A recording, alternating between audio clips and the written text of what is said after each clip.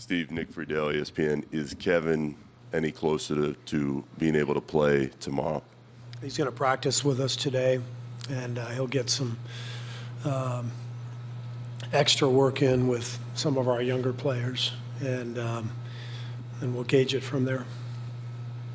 Are you more hopeful than you have been the last couple of days? Yeah, because he hasn't done what he's going to do today. He hasn't done. So he's doing more today, and then we'll know more after that. Over this side again. Coach Trista Crick, USA Today. We spoke with Kyle, and he talked a little bit about how his life adversity keeps him present on the moment, just through gratitude. For you, how do you particularly stay focused moment to moment? Well, I agree with Kyle. We play basketball for a living. We're a coach for a living. We're among the luckiest people on earth. I don't know if that was Kyle's angle, but that's how I approach things. It's all perspective. So we are incredibly lucky to live the lives that we do and to be here competing for an NBA championship. And so when you talk about pressure and daunting tasks and all that, just look around the world.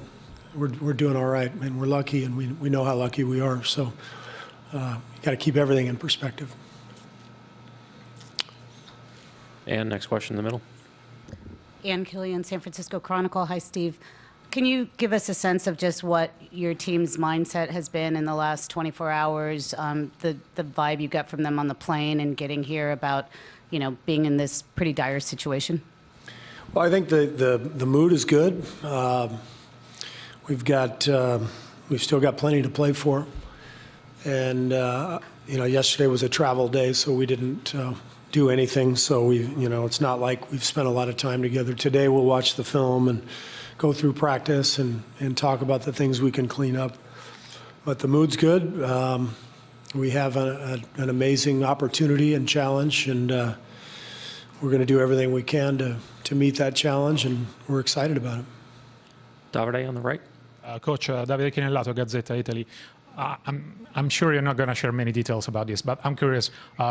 With a player of the magnitude of Kevin and the thing is going on, do you prepare two different game plans, one with him and one without him?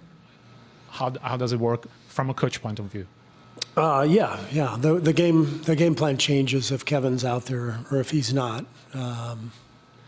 So you adapt accordingly. It changes matchups, it changes rotations, all that stuff. But that's true. All regular season you deal with that. So you're constantly adapting and adjusting according to who's available.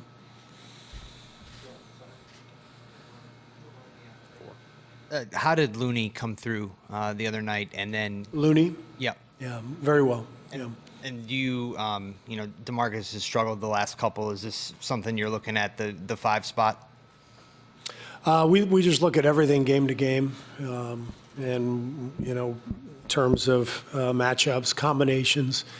One of the things that's been a bit of a struggle with the injuries is just finding the right combinations in terms of the numbers that we have and how many minutes guys are playing. And so we're just trying to find patterns that can help everybody who's out on the floor and go from there. And I think last game, even though it was frustrating, I think last game was a step forward, getting Clay and Loon back.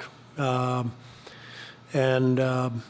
think we have a little better sense of what we can do and where we can go as guys get healthier.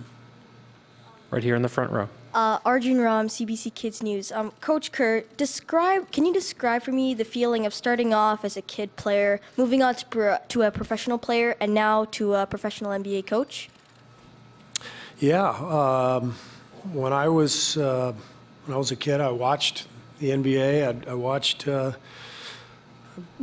players, the games. I remember one of my first memories was watching the Lakers pour champagne on each other when they won the title with Will Chamberlain. I'm going to need a little help. 71? Anybody? All you old people out there. Let's hear it from the geriatrics. What year was that? 72. The Lakers, so the Lakers won in 72. I was six and a half years old, and I watched all those players pouring champagne on each other, and I thought, that looks like the most fun anybody could possibly have. And so as I got older and continued to fall in love with the game, I dreamt of being able to do that. And then I got a little older and wiser, and I realized I'm never going to get to do that. You know, I'm not good enough.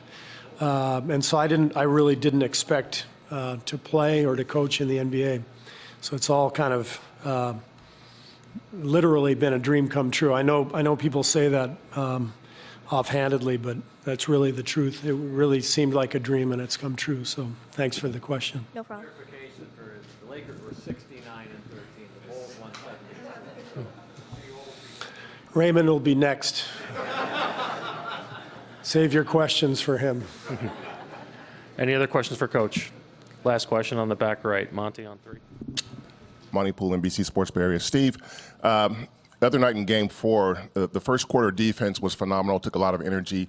Just wondering, though, as good as Kevin is, will just having, if he's able to go, just having the extra body make a difference in terms of the energy required to defend this team? For sure, for sure. So that's what we're hoping is the case, but we'll see. But there's no doubt all that stuff matters. You know, I think we just keep saying we got to just play with whoever's out there, and that's the truth. But as you know, last game was with with Clay and Loon was a much better indicator of our team than Game 3 was. And so we had a better opportunity, and we were more competitive. We didn't get it done, but you know, you get to feel like more like yourself as a team, and the rotations stay similar and all that stuff. So that's what we're hoping for, but we'll see how it all plays out.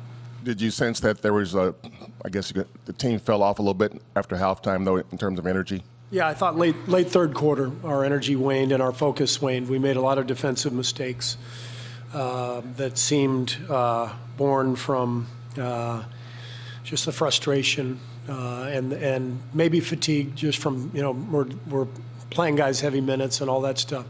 That's why I'm pleased that there's been 2 days, or there will be 2 days before the next game, and the next couple after that, if we can keep extending the series. And as we get healthier and have some time to heal and rest, I like our chances. So we'll see what happens.